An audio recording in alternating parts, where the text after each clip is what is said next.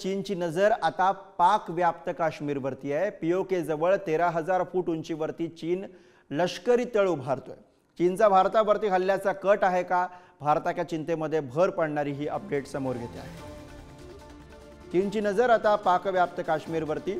PoK जवळ 13,000 फूट उंचीवरती चीन उभारतोय लष्करी तळ। चीनचा भारतावरती हल्ल्याचा कट आहे का असा प्रश्न या निमित्ताने चर्चेत आहे आणि त्यामुळे अर्थातच चिंतेत भर घालणारी अपडेट म्हणून याकडे बघावं लागेल।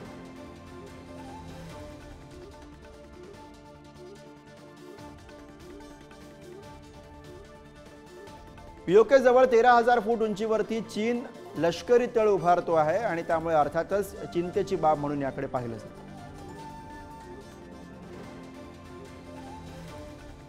आणि याच विषयी आपण प्रतिक्रिया घेऊयात। कर्नल सतीश ढगे सध्या फोन लाईनवरनं आपल्या सोबत आहेत।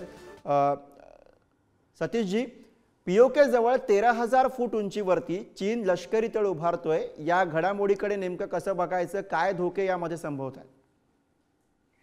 विस्तारवादी चीनचं नेहमीच जे आहे भारत विरोधी धोरण राहिलेलं आहे आणि त्याच्या विरुद्धचा एक महत्त्वाचा कॉम्पोनंट म्हणजे चीनची भारताविरुद्धची 3E पॉलिसी।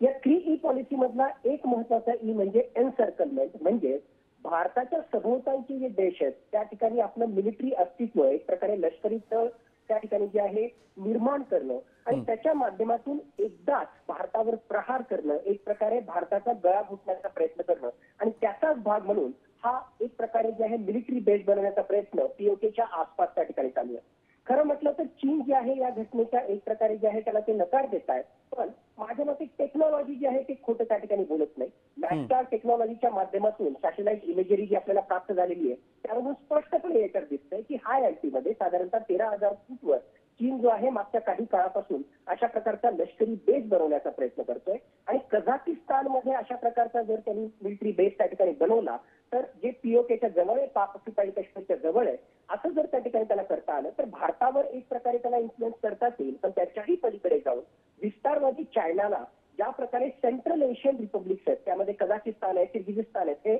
आधीच्या USSRचे जे तुटलेले घटक आहेत या सेंट्रल एशियन रिपब्लिक्सवर सुद्धा जो आहे एक प्रकारे प्रभाव निर्माण करता येईल। म्हणून विस्तारवादी चायनाचं दूरदर्शी अशा प्रकारचं हे धोरण आहे आणि यातूनच तो भारतावर जो आहे जबरदस्त प्रभाव त्या ठिकाणी निर्माण करण्याचा प्रयत्न करतोय। पण असं जरी असलं तरी माझ्या मते भारत सुद्धा जो आहे मागच्या काही वर्षांमध्ये चीनला जशाच तसं उत्तर देण्यासाठी ज्या LACच्या अक्रॉस इन्फ्रास्ट्रक्चर डेव्हलपमेंट असो किंवा ज्याला आपण ISR ऍक्टिव्हिटी म्हणतो, सर्व्हिलन्सशी संबंधित, टेहळणीशी संबंधित वेगवेगळ्या प्रकारची तयारी असो किंवा जर चीननं आक्रमण केलं तर त्याला जशाच तसं उत्तर देण्यासाठी भारत सुद्धा तयारी करतोय, हे सुद्धा आपल्याला लक्षात घ्यावं लागेल।